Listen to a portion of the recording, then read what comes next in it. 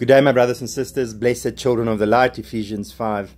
Today I want to talk to you about a very short topic about the cleansing of the temple. Now, there's two places in the Tetramorph, the four canonized Gospels, that we find the cleansing. The one is in John 2, where Jesus, in the beginning of his ministry, cleanses the temple, and the other one is in Matthew 21, which he does it in the Passion Week, after his victorious entry into Jerusalem at the beginning of the Passion Week, which we now celebrate Palm Sunday.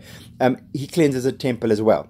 Now, some theologians feel it's the same occasion, just described differently, but I tend to favor the impression or the interpretation that Jesus cleansed the temple more than once. And I'll tell you now why I favor that interpretation.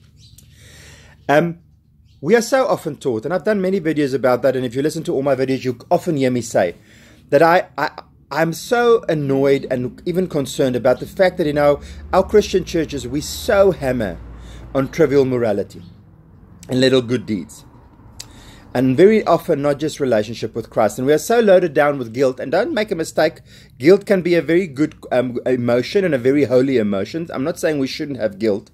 Obviously, we must have it in the right parameters and in the right aspects in our life. But guilt is a very holy emotion and necessary for us to live good lives.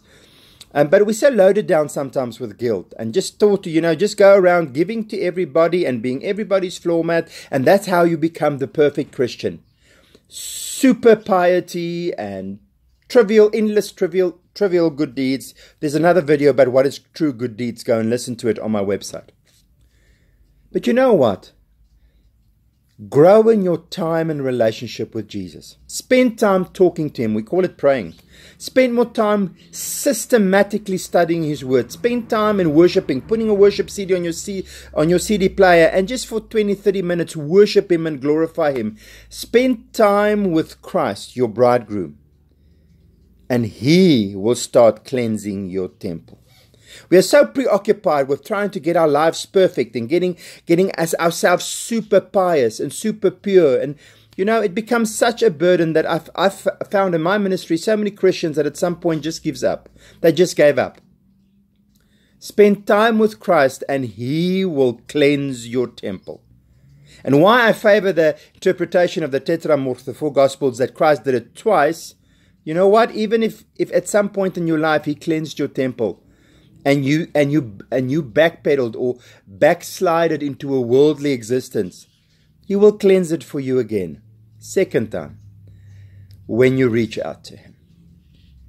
My brothers and sisters, stop wasting too much time trying to be super pious. I'm not talking about being evil, constructively trying to be as immoral as you can and doing so much sin that you can. I'm not talking about that.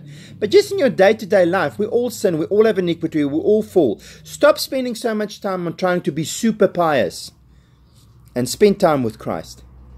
Like I said, talking to him, reading his love letter, the Bible, worshiping him, telling your friends about him, ministering to those around you.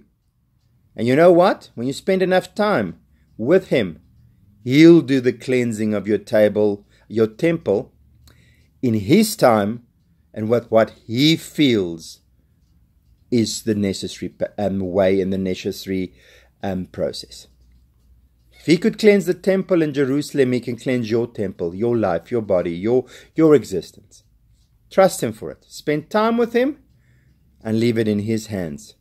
Because spending time over superficial piety for that matter, can be so demoralizing and so exhausting it's not even funny. Let him cleanse your temple. Please go to my website, www.glitterforchrist.co.za. Many videos, things to read. Go for it, enjoy it, and my true benediction is for you that the one true living God, the Holy Trinity, will richly bless you.